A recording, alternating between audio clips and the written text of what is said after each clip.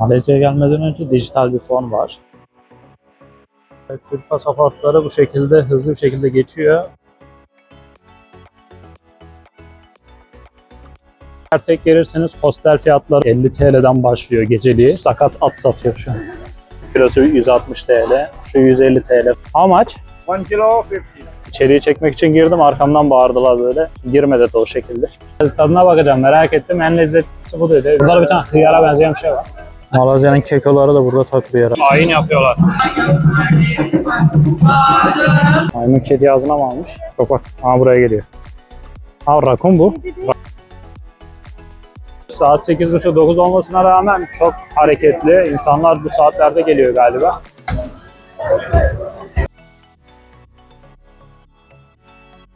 Merhaba arkadaşlar. Bugün nereye gidiyoruz? Baruthane pilavcısı gibi oldu. Bugün ne yiyeceğiz? Sabiha Gökçen Havalimanı'ndayız. Air Asia uçağıyla Malezya'ya doğru gideceğiz. İlk defa yurt dışı deneyimimiz olacak. Malezya herhangi bir vize istemiyor bizden. Air Asia uçağı direkt olarak Malezya'ya uçuyor. Yaklaşık 11 saatlik bir uçak süresi olacak. Aktarma transitlik olmayacak. Bakalım, yeni geldi. Türkiye'ye seferleri 2 hafta önce falan başladı ya, tam hatırlamıyorsam. Yolculukta da yolculuk deneyimini de göstereceğim ben size. Biraz sonra uçağı alacaklar.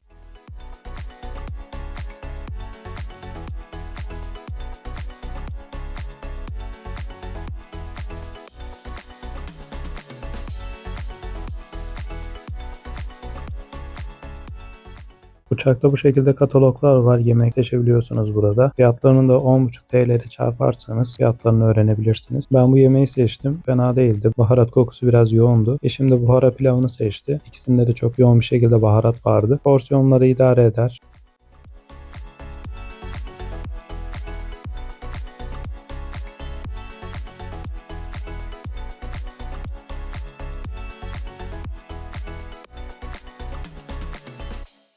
Şimdi uçaktan indik. Pasaport kontrolüne doğru gidiyoruz bakalım. Böyle insanlar takip ediyoruz.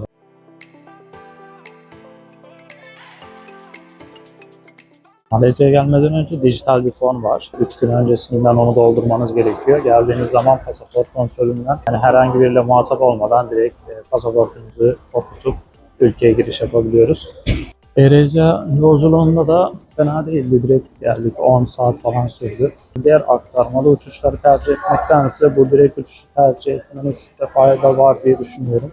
Şu an Türkiye ile Malezya arasında saat dilimi olarak 4 saat oynuyor. Şu an Türkiye'de gece saat 4 ama burada hava gündüz.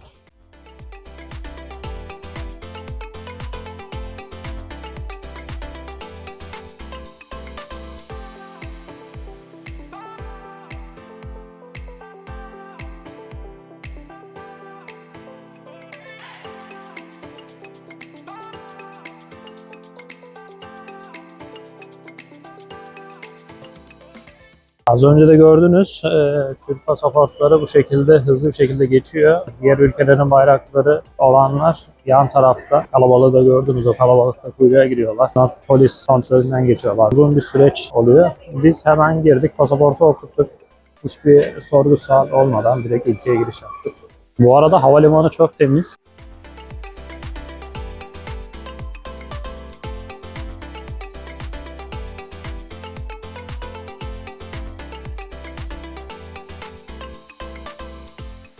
AVM gibi yapmışlar içerisini. Tam yaşam alanı.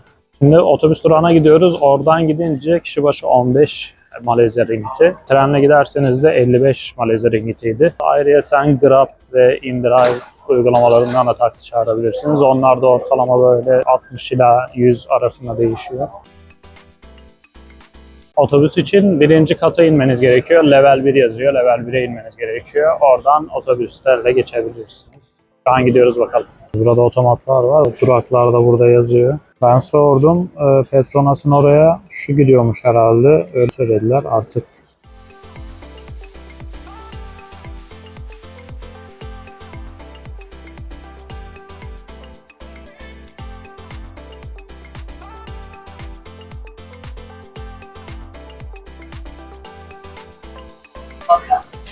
Şimdi otobüsü bekliyoruz. Bir 10-15 dakikası falan var. Otobüs biletini aldık ama çok fazla durağı vardı. Hangisini alacağımı bilmiyordum. Birine sordum. O da bana bir yer söyledi ama onun dediğine göre aldım. Artık bakalım nereye gideceğiz. Muhtemelen o yakınlara bir yere gideriz diye düşünüyorum. Telefonu şarja koydum. O sırada da şarj edelim dedik burada. Yalnız bu İngiliz tipi mi oluyor artık neyse, bizimki de normal Türk usulü. Bunun da şöyle bir taktiği var.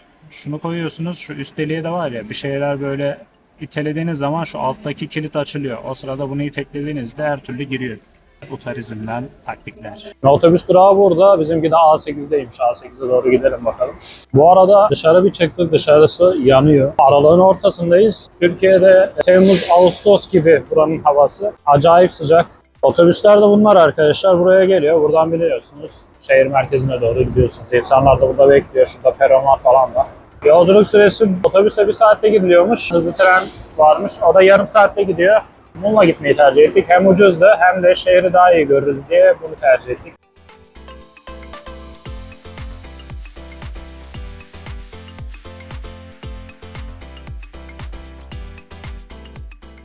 Şimdi otobüsten indik. Bizi doğru getirdi.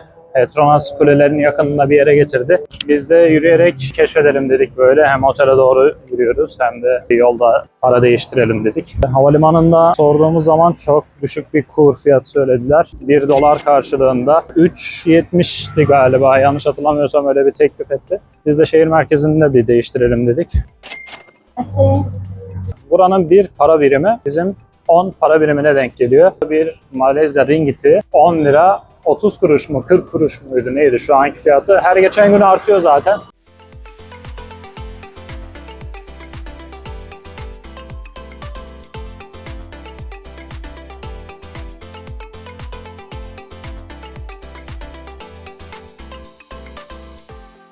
Bu arada sokaklarda çok fazla böyle evsiz insana denk geldik. Hepsi böyle kenarda kuytuda böyle uzanıyorlar, yatıyorlar. Bir yanda böyle çok lüks arabalar var. Bir yanda da bir fakirlik var. Bakalım, daha yeni geldik, biz de bilmiyoruz. Ülke hakkında çok bir bilgim yok. Şimdi gidip bir araştırma yapıp onları söyleyeceğim size. Bir de eSIM'i size söyleyecektim. Şu an geldim, havalimanına indim. Ondan sonra oradan herhangi bir Wi-Fi'ye bağlanarak kodu oraya girdikten sonra aktif ediyorsunuz. eSIM'in tanıtma videosunu da sayfama girip görebilirsiniz orada hangi eSIM'i kullandığımı. Herhangi bir sorun yaşamadım. Direkt internete bağlandım. Videoyu izleyerek siz de bu şekilde yapabilirsiniz. Havalimanında da vardı. Oradan kart da alabilirsiniz. Ama biz böyle çok fazla ülkeye gideceğimiz için, bir de gittiğimiz ülkelerde kaç gün kalacağımız belli değil. Her gittiğimiz ülkede bir hat almaktansa eSIM aldım. Şu an aldığım eSIM 6 tane ülkede geçerli. Herhangi bir şey yapmadan diğer ülkelere gittiğimde yine kullanacağım.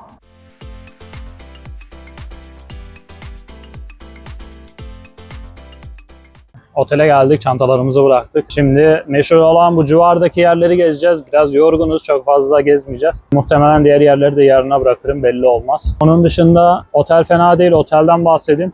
Kuala Lumpur'da otel fiyatları uygun, her bütçeye var. Tek gelirseniz hostel fiyatları gayet uygun, yani 50 TL'den başlıyor geceliği. Ama hostel şeklinde içerisinde paylaşımlı odalar oluyor. 6 ile 8 kişilik odalarda falan konaklıyorlar. Bizim kaldığımız yer geceliği 700 TL'den kaldık. Online olarak ayarladığınız zaman fiyatı daha uyguna geliyor. Gelmeden önce online olarak Agoda, Booking gibi yerlerden rezervasyon yaparsanız sizin avantajınıza olacaktır.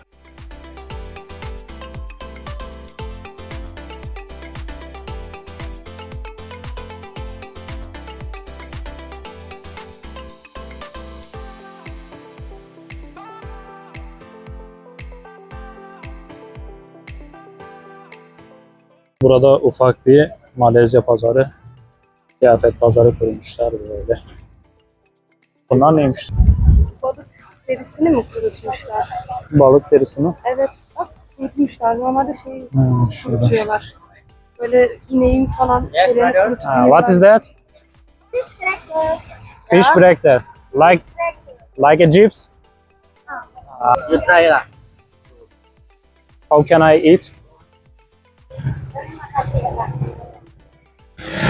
It is clean? Hayır, kabul değil. Çatlatacaksın ikiye. Ah. Oh.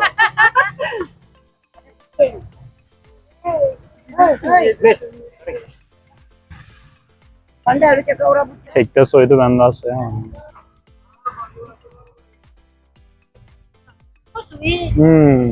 Lezzetli ha. Ay yaş hurma, cennet hurması. Okay, thanks. Rize'de mi ucuz, buradan mı ucuz bir bakalım. Kilosu 160 TL, şu 150 TL falan. Pamuk'un küçüğü 130 TL. Yengeç kilosu 36, 36. 370 TL falan geliyor. Ha burada dayıcım ne yapıyor? Sakat at satıyor şu an. Kilosuna bakalım ya. Etin kilosu burada ne kadarmış? 470 TL falan galiba burada. Etin kilosu. Türkiye'den ucuz.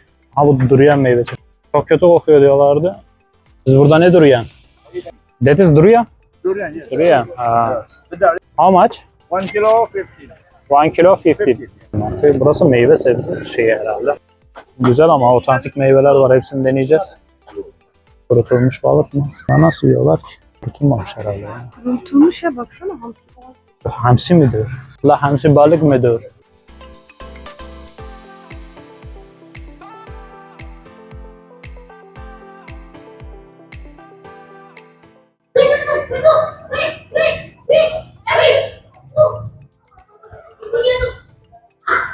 Camiye geldik. Ben de kapri giyinmiştim. İçeriği çekmek için girdim. Arkamdan bağırdılar böyle. Girme dedi o şekilde. Dedim ya sorun yok ben de Müslümanım dedim de. Hava sıcak da burada ben beklemiyordum ki. Gelmeden de araştırdım baktım sıcak yine burası da bu kadar sıcak olacağını beklemiyordum. Bayağı nemli. Yani Türkiye'deki hava yok burada şu an. Bir tane de uzun getirdim ne olur ne olmaz. Bazı yerlere girilmiyor şortla. Ondan dolayı uzun bir tane getirdim. Aman nereye geldik? Burada kermes var herhalde ya.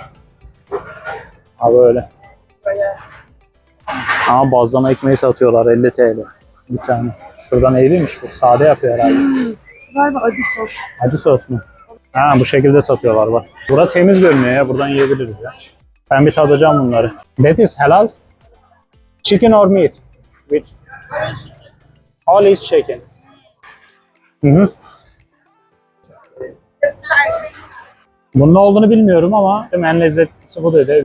Sosunda şeker var. Ha, yenir mi? Yenir. Helal.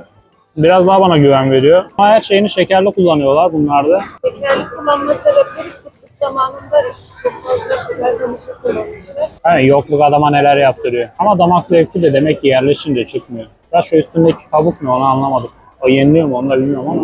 Bir bakalım meyvelere. Değişik geldi. Şu meyveyi ben tanımıyordum mesela. Mango bu. Sadece kesimi farklı. Ve adam akıllı çatal yok muydu yani?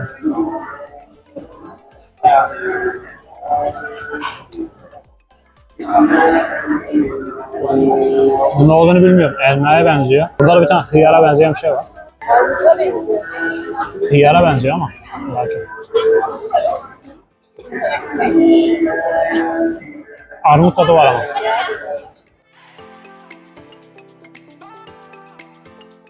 Uçakta aldığımız baharat kokusu var ya. Bütün sokak caddelerinde o koku geliyor.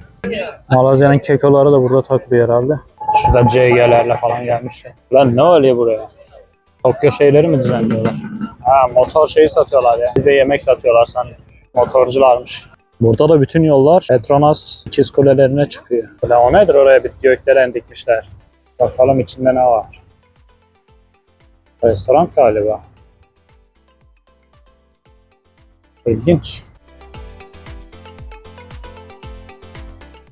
Buradan Sırma'ya sesleniyorum. Bak Malezya'ya geldim. Malezya'dayım. O kadar su arasında geldim. Seni seçtim. Artık bir sponsorluğunu alırım. Okay. Ne oluyor lan? Ne yapıyorlar? Ayin yapıyorlar.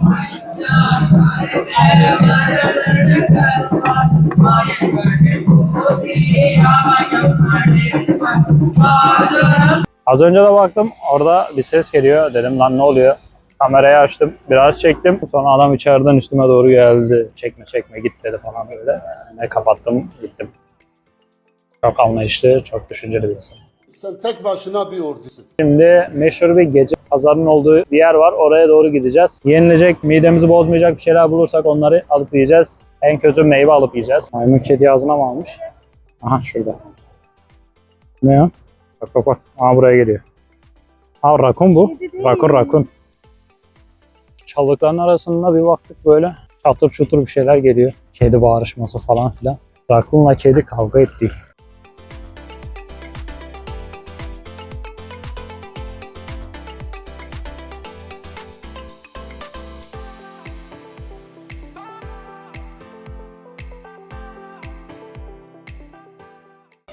Tabot.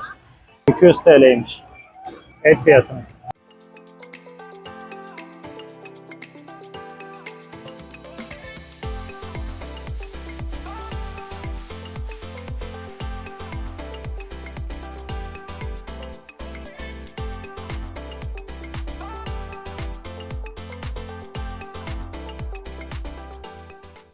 Çekim yapamıyoruz ki çok fazla kalabalık, çok fazla insan var. Çok fazla yemek çeşitliliği var ama çok fazla da güvenemiyoruz. Eyvah.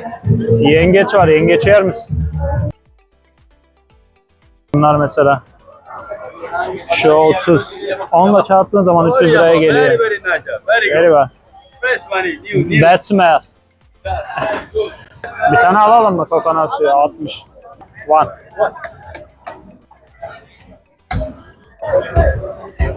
Adım Sevşehir'de.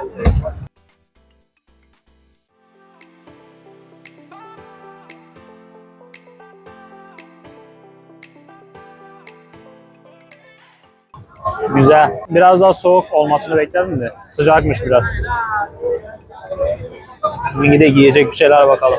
Burası da meşhur. Nice Street Food diye geçiyor. Caddesi bayağı uzun. Hep böyle sağlı sollu yeme içme alanları. Güzel yer. Saat 8.30-9 olmasına rağmen çok hareketli. İnsanlar bu saatlerde geliyor galiba. Biz de böyle sağlam güvenilir bir şey bulabilirsek alıp yiyeceğiz ama çok fazla güvenemiyorum ben.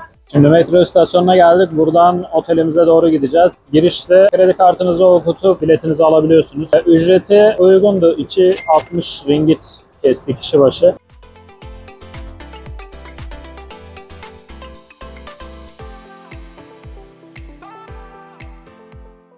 Çıkış yapacağınız zamandır. Şunu alıyoruz. Şuraya. Attıktan sonra kapı açılmıyor.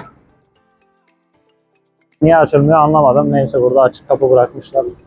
Demek ki her bildiğin şey doğru değilmiş. Her doğru şey de bildiğin değilmiş. Felsefe yapma lan. Muhtemelen de yarın maymunların olduğu yere gideriz. Ben maymunların olduğu yer diyorum ismini. Tam aklımda tutamıyorum. Kanala abone olun arkadaşlar. Beğeni yapın, yorum yapın. Videomuz buraya kadardı. Görüşmek üzere. Bu arada abone olmak paralı değil, ücretsiz. Yani ismi abone olmak.